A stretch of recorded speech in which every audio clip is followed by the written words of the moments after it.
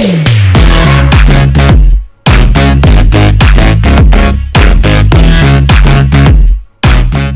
morning, YouTube. Hey guys, I just want to go out here and give you guys a quick video. It's going to be kind of a tip deal, kind of get you guys ready for that fall to winter transition, because we are in the month of December, and if some of you guys don't know, December is still considered fall, guys, but we're starting to get into the months where the water's cooling down in the low 50s, and we're starting to get some of them 40 degree temps out there in other states. Well guys, when I like to fish that winter to fall transition, first thing I like to start off with, I like to cover water. I don't like to fish a lot of dead water by dead sticking a worm or dragging a jig around. I want to find fish. So the first thing I'm going to do is I'm going to pick up a lipless crank of some type, like this Bill Lewis hammer trap, or like the Arc lipless that we have out and available. I want to cover water. I don't want to just go where there's wind-blown points or thing like that. I want to really cover water and try to find a fish, because they're starting to get real schooled up right now. They're feeding up, getting fat, and starting to find their way to the winter haunts. So I'm going to throw a few things and kind of give you guys a few little pointers on how I like to attack fish in this time of year. Stay tuned. All right, guys. First thing I want to do is, I know probably the warmest part of it's going to be the little drop-offs or the little areas that get a lot of sun on them. So what I'm going to start off with, I'm going to start off with these points. Not points, but I'm going to start off on like the flat part of this reservoir. Trying to see if I can find them shallow.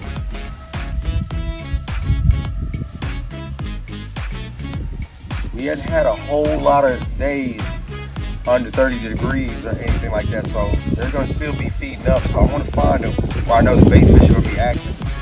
And if the water ain't cold, just too cold, they're going to be still relatively shallow. So that's the first thing I'm going to do. Not all bass go deep, guys, when it gets cold. So start off like that. Kind of rip it a little bit, try to get that reaction strike. Now don't be scared, guys, to make 2 or 3 casts in the same spot. You got to remember, they're still feeding, but they're starting to get towards that point where they're slowing down and getting a little bit lethargic.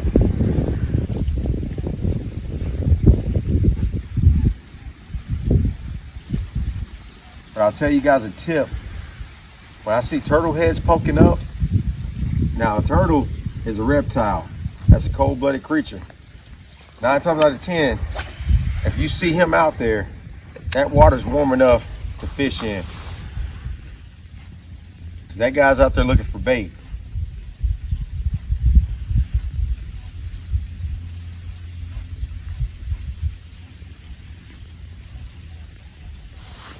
I'm definitely gonna get that trap going. First thing, I'm just trying to pick apart. My second deal is, I done hit that flat 4 or 5 casts, so I'm gonna go back out. My fan casts are periodic. Instead of 1, 2, 3, 4, I'm gonna go 4, 4, 4, 4, and then back, and so on. At this time of year.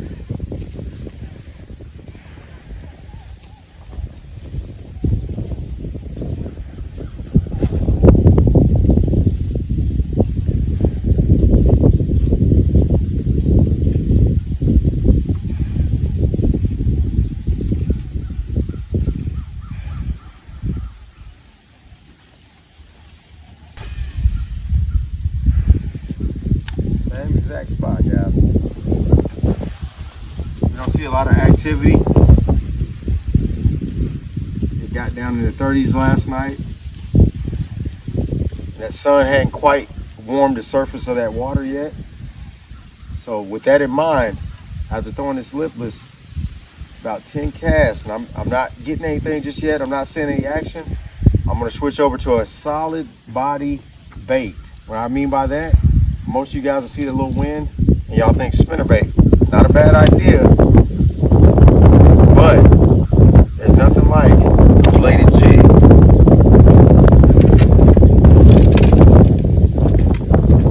All right, got us a bladed jig. Got us a little bladed jig. I like to go into shad patterns. you know, especially this time of year. But as it gets cooler, you'll notice I'll start transitioning to your green pumpkins and your black and blues.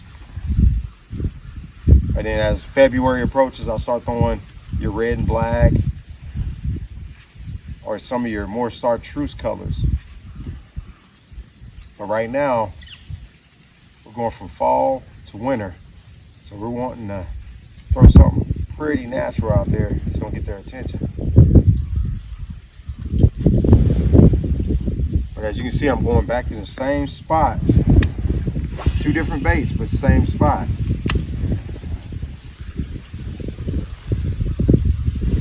Oh, that's bottom. That's bottom, guys. That was a stump down there I didn't see.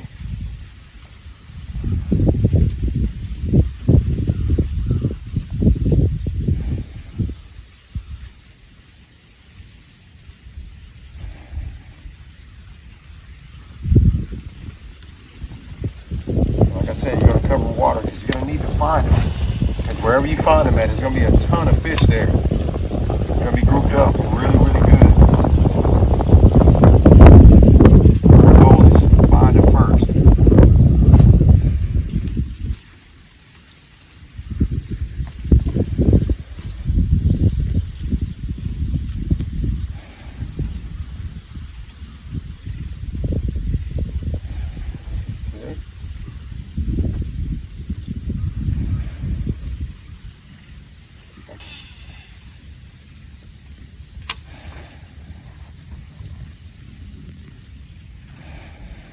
Oh, it's really shallow right there.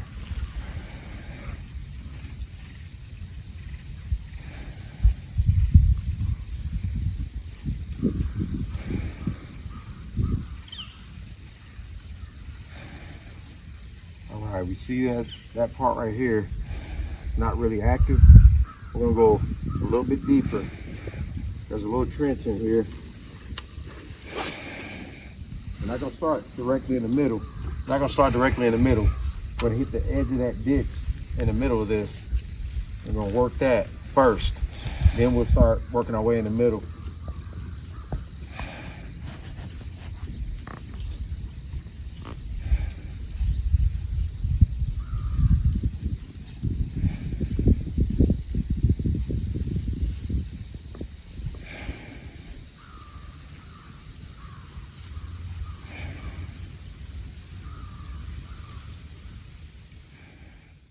Just removing baits.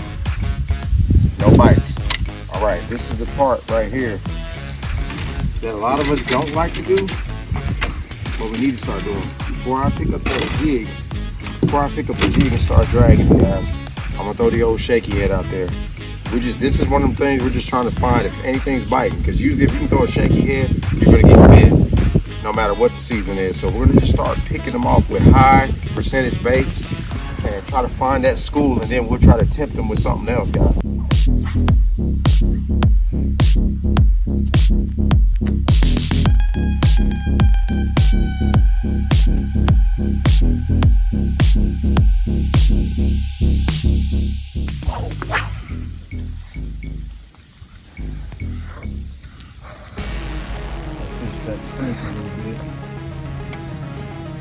All we're doing is throwing in that bowl, going right past that bowl, letting that shaky head just drop down in there in the bottom where they should be hanging out at.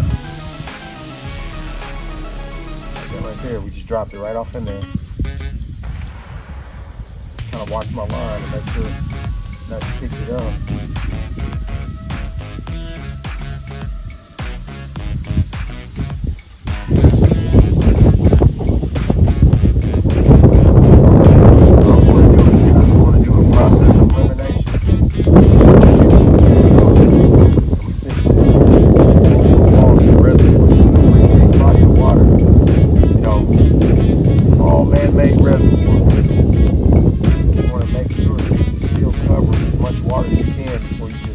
Jump off this spot we think they're at. Because in the fall they're steady moving, guys. They gotta feed up.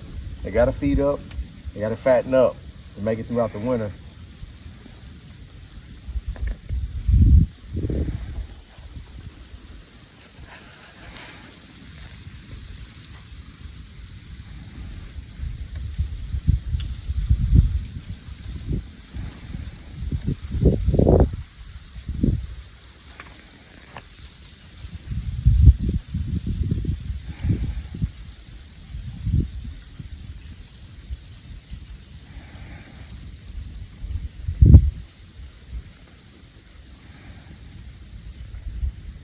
something a little bit faster, guys. A little bit faster. All right, guys, we done picked up a jig. Picked up 3/8 ounce. I kind of want to work that bottom, but I want something that's going to get their attention. Got a cross trailer on the back.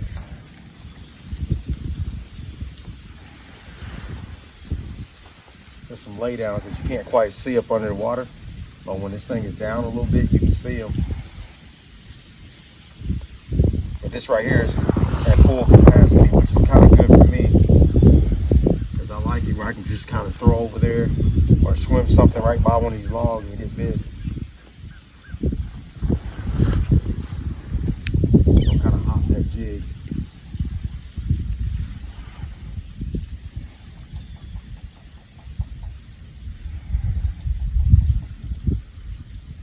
Kind of fishing a high pressure system, so I really like to throw a shake head for as long as I can, but just for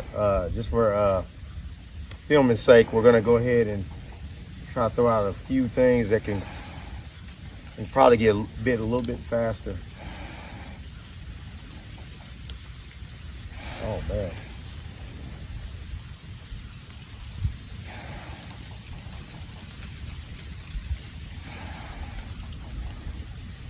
Feels good on that bottom. You feel a lot of sticks down there. Hopefully we got the right thing for them.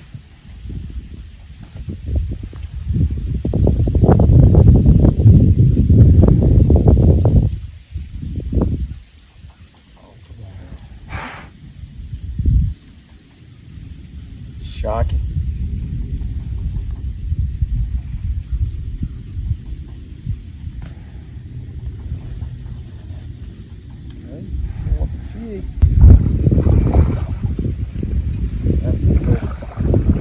Really good one.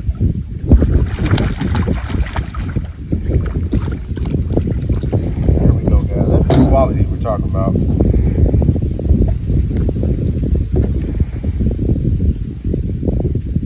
That's that quality, guys. Look at this fish. He kind of deformed, but good Lord, off that hammer trap. Look at that. Ate that son of a gun. All right, man. I mean, right in there, right in that spot, right in that sweet spot.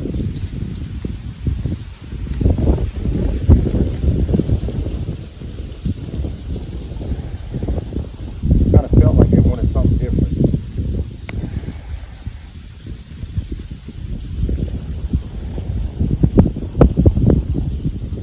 Yeah, they kind of switched up and got that little burnt orange color. I mean, that's the hammer trap, man. Switched up, got something a little different. I know a lot of you guys shy away from the red colors and stuff in the early winter, but I found a lot more success in the early winter than I have like the late winter to spring. I found a lot more success with red right in the beginning, from November all the way into like February and even early March. I've noticed I kind of transition from that orange to that red. The further I get in the winter, I start going a little darker red. But that orange is just it's a good little medium. That water starts to cool down. Like I said, you start to get the quality of the fish. Good quality fish, like the 3, 4s, 5 pounders, start to feed when the smaller fish are just kind of dormant.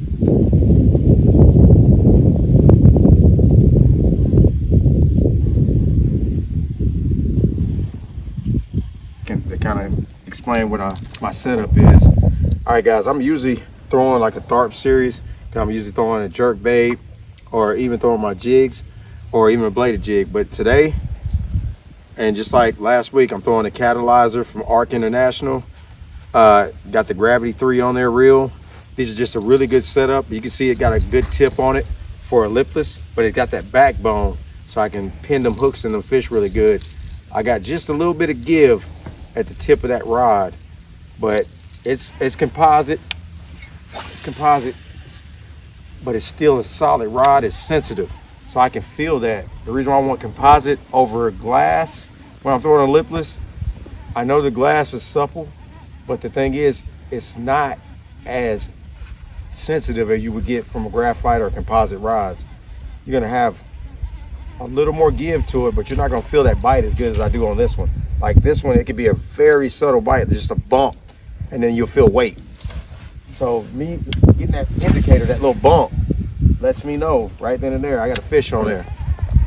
So it'll be like a subtle difference between catching and missing a fish. Because you can always mistake that bottom for a bite with a fiberglass rod, just because that feel is not as, it's just not as sensitive as these rods right here. Because sometimes you'll feel like a wet sock out there. They'll hit it and it'll feel like just a heavy wet sock on the end of your rod. And they can be a 7 to 8 pound fish. I think it's something off the bottom. Yep. Oh, see, just like that. That felt kind of odd. We got a leaf on the end, so we know that could be the bottom, or I could have hooked into a little cluster of leaves. But I felt that bump, that subtle bump. So I set the hook just to check and make sure.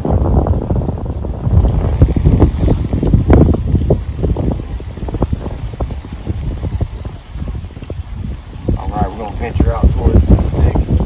I want to hit that flat and see if we got another one out there.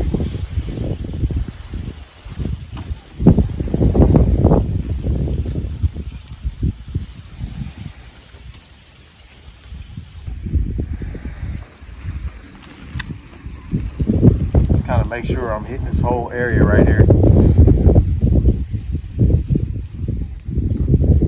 Like I said, I don't want to leave an area till I know I fished it thoroughly. Because you can always come back and fish it again. Because as that water warms, fish over here that might be a little lethargic, they might get active again and start biting. But it never hurts to stay just a little bit longer, just to make sure you don't miss that bite window. Because there's some fish in here that are probably a little bit over 10. And just be any cast. It can be any cast in the fall to winter transition. It can be any cast that you can hit one. That can be a PB. My problems I've had in the past is, guys, I'd take off before I knew that there was a huge fish out there, and I just try to find the numbers, chase the numbers. It's okay to catch a lot of fish, but when you've been fishing as long as I have, I mean, you fish 20, 30 plus years, guys, you'll start to notice. You'll start looking for them bigger bites. I mean, just for the experience, if anything else.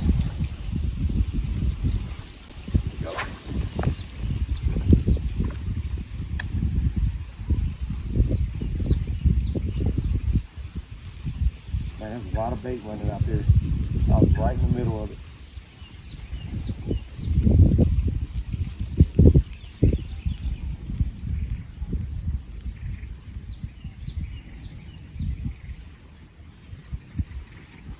Okay, he was shallow. So that gives me a clue. All right, guys, he was shallow, so that gives us a clue. We're gonna probably go to the other end of this place where the pump is at. It gets a little shallow over there, but the bait likes to congregate around that little wheelhouse. So what we're gonna do is we're gonna go down there to that shallower water. We're gonna fish that, and we're gonna give this a little bit of time to heat up. And let's see if we can find them out there in the shallows with a few different baits and the hammer trap, guys. Y'all stay tuned.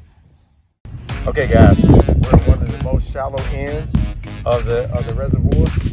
Got the little pump house right there. That thing has fake current coming through it.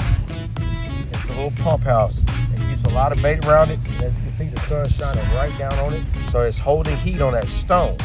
So we're gonna attack that first and the surrounding areas on that, because we also know there was grass there this summer. So some of that grass and them leaves are holding heat. So that's what we're gonna attack, guys. I'm gonna go right to the back of it first, where the grass is. I'm gonna work that first.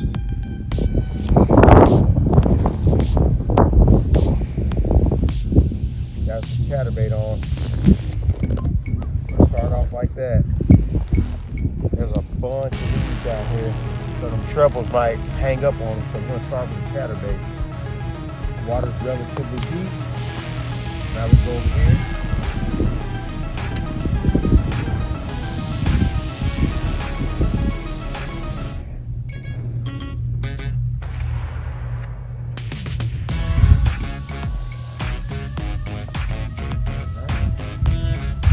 Nothing crappy yet, but that don't mean they're not there.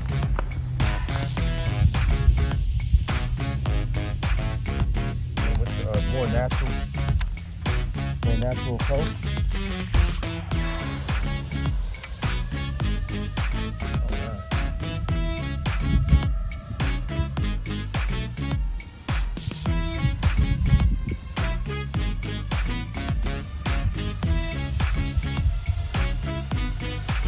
Kind of aggressive little pump. Go a little more aggressive with it.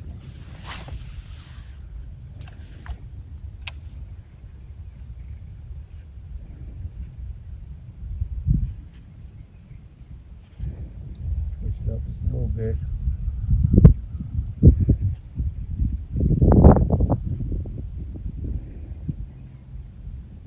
Okay.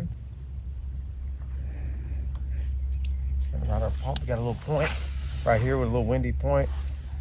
Try that out right here. See what we can get.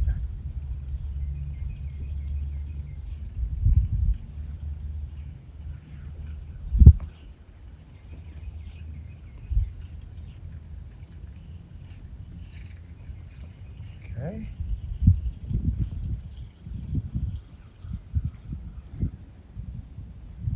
All right, guys, we're gonna go back to our lip list.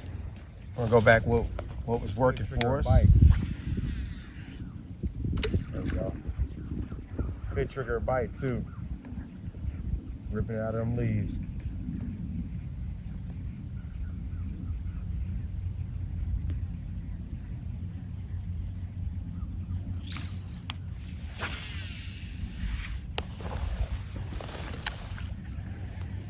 There we go.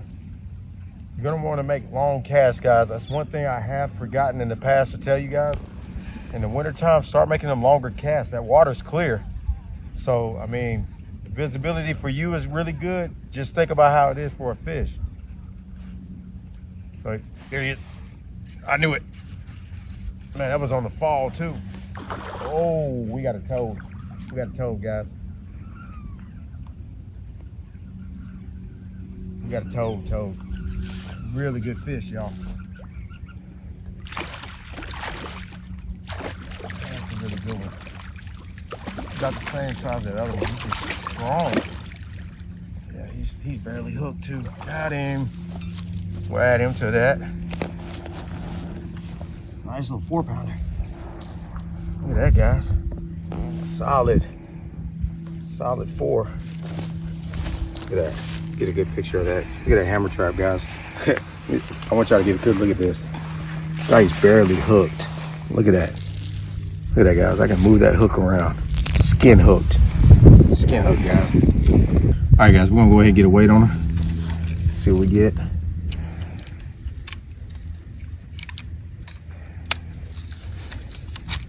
Okay, we're at 0. She said 382, guys. Not a bad fish. Let's go, baby boy. Oh, come on, sweetheart. Come on, sweetheart. This way.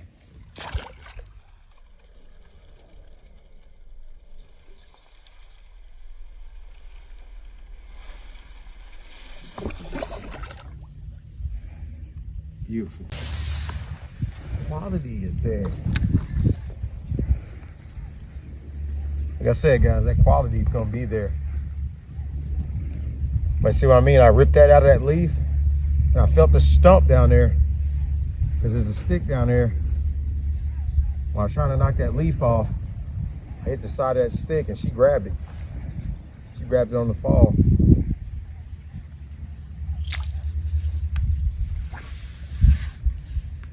But it's like I was saying, guys, you gotta be able to couple water. You gotta be able to find where they're at. I mean, you really want to stay on them.